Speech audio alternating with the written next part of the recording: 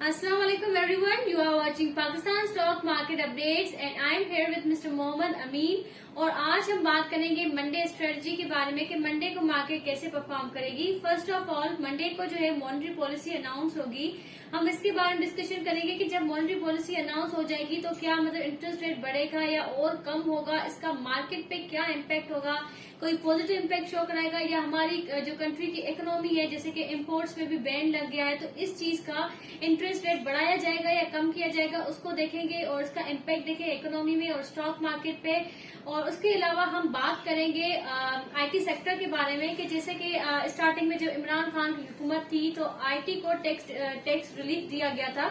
कि उनको इंसेंटिव दिया गया था कि उनसे टैक्स नहीं लिया जाएगा। उसके अलावा जब डॉलर 160 था, अब डॉलर के बढ़ने से आईटी सेक्टर को तो अच्छा फायदा होता ही है और जैसे डॉलर इंक्रीज हो 160 था तो आईटी सेक्टर की जो अर्निंग्स थी बहुत अच्छी थी, उनके एक्सपोर्ट बहुत अच्छे हो रहे थे। उस वक्त उनका जो रेट था मार्केट में, उनका जो स्टॉक का रेट था वो भी अच्छा था। लेकिन अभी जैसे कि डॉलर 200 हो गया है तो फिर क्यों इस वक्त जो है जो आईटी सेक्टर है वो अंडर परफॉर्म्ड स्टॉक है, उनके जो स्टॉक प्राइस है वो भी लो है। इवन जब मतलब इसका रीजन भी हम सर से पूछेंगे। उसके अलावा के मतलब पूरी सिर्फ पाकिस्तान का आईटी सेक्टर नहीं, लेकिन अगर आप दूसरे कंट्रीज के भी आईटी सेक्टर देखेंगे, एग्जांपल मैं आपको इंडिया का ही देती हूँ कि उसका आईटी सेक्टर भी जो है वो अभी डाउन है। सो इन सब सवालों के जवाब देने के लिए यहाँ पे सर मोहम्मद अमीन हाजिर हैं और हम उन्हें कहेंगे कि इस बात को इन क्वेश्चन का थोड़ी ब्रीफिंग में आंसर दें आप सबको। देखिए, सबसे पहले तो आज की फ्राइडे की मार्केट के बारे में कहते हैं फ्राइडे को जो न्यूज थी कि डॉलर डाउन हो जाएगा। जो सुबह तो स्टार्टिंग में डॉलर तकरीबन 20 पैसे डाउन हुआ, इसके बाद डॉलर 60 पैसे बन गया और जो ओपन मार्केट के अंदर डॉलर था वो जुमेरात को तकरीबन 2 रुपए डाउन में मिल रहा था जब ये न्यूज आई कि इम्पोर्ट में पाबंदी हो गई, मगर इसके बावजूद डॉलर ने अच्छी परफॉर्मेंस की। तो ये एक मतलब मार्केट के लिए अच्छी बात नहीं थी। फिर भी मार्केट में आप देखेंगे काफी मतलब कुछ स्टॉक बेहतर है। आईटी सेक्टर मुसलसल डिस्टर्ब है और अभी भी डिस्टर्ब है। तो आईटी सेक्टर की जो पिछली हुकूमत की जो पॉलिसी थी, अब कोई मौजूदा हुकूमत ने कोई चेंज तो नहीं की, बल्कि जो पिछली हुकूमत की जो पॉलिसी बहुत अच्छी थी और मुझे ये उम्मीद है कि यही पॉलिसी नई गवर्नमेंट बरकरार रखेगी। एक तो फ्रीलांसर के बारे में था कि उनको टैक्स का एग्जाम मिलेगा, बल्कि मैं तो कह रहा हूँ कि जो मौजूदा गवर्नमेंट है फ्रीलांसर को टैक्स का एग्जाम भी दे और इसके ऊपर इनको अलाउंस भी दे ताकि ये जो मुल्क के अंदर रेवेन्यू लाते हैं, डॉलर लाते हैं, तो मुल्क के अंदर हमारे ज़राए मुबादला के जखायर में इजाफा होता है। तो इनको आप हौसला अफजाई करें क्योंकि इंडिविजुअल तौर पर लोग अपने पर्सनली तौर पे अपने एक्सपेंसेस से जो इनके जो आईटी के इंस्ट्रूमेंट वगैरह होते हैं, सब कंप्यूटर, लैपटॉप और नेट वगैरह सब अपने उस पर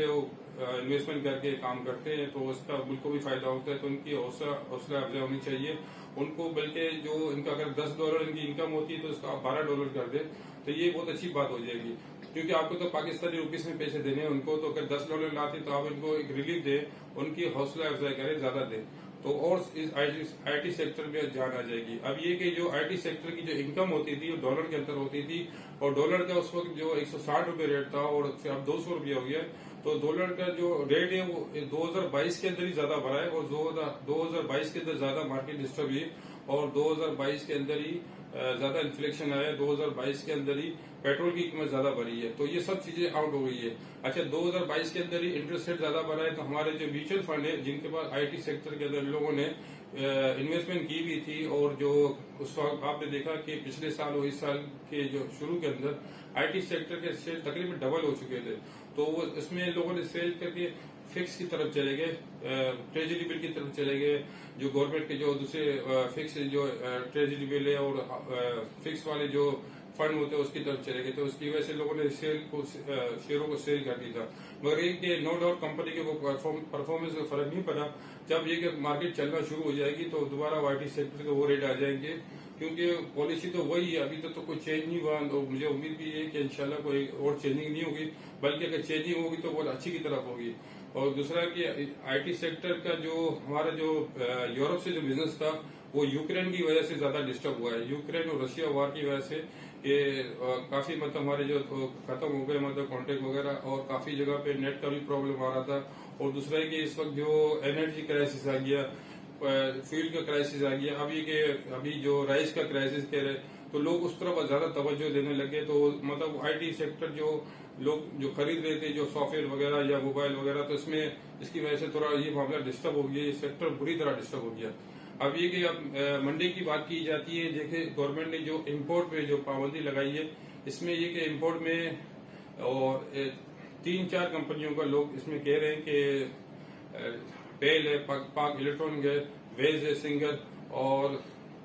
फौजी फूड, ये 3 फूड की और इलेक्ट्रॉनिक आइटम है। इसके बावजूद दूसरी ऐसी कंपनियां हैं जैसे स्टील सेक्टर है, जिसमें इनको भी फायदा होगा, क्योंकि स्टील जो सिदिक सल्टीन प्लेट है, ISL है, इंटरनेशनल स्टील है, ये भी इनको भी फायदा होगा। इनकी जो मसनूआत है वो जो बाहर से मंगाई जाती थी, अब ये लोकल इस्तेमाल करना शुरू हो जाएगी। सर आपसे नेक्स्ट क्वेश्चन है,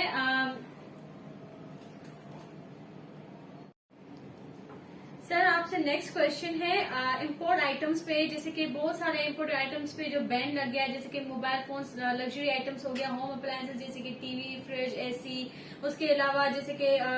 मतलब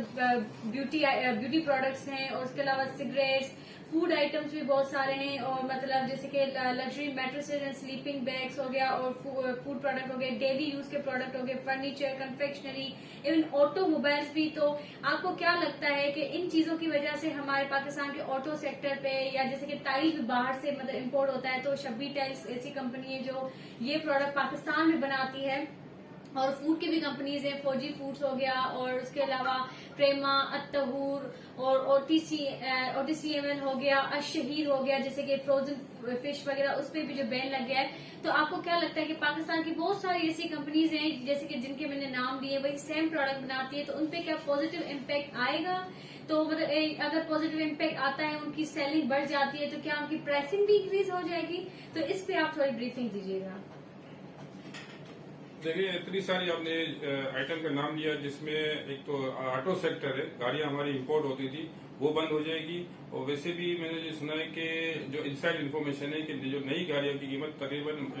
लोकल मार्केट में 6-6 लाख ज्यादा हो गई है, और ये कि जो हमारे पास जो लोकल इंडस्ट्री ऑटो की वो भी ग्रोथ करेगी। और पेल है जो फ्रिज बनाती है, AC बनाती है, और वॉशिंग मशीन वगैरह बनाती है, और बहुत सारी इलेक्ट्रॉनिक आइटम बनाती है,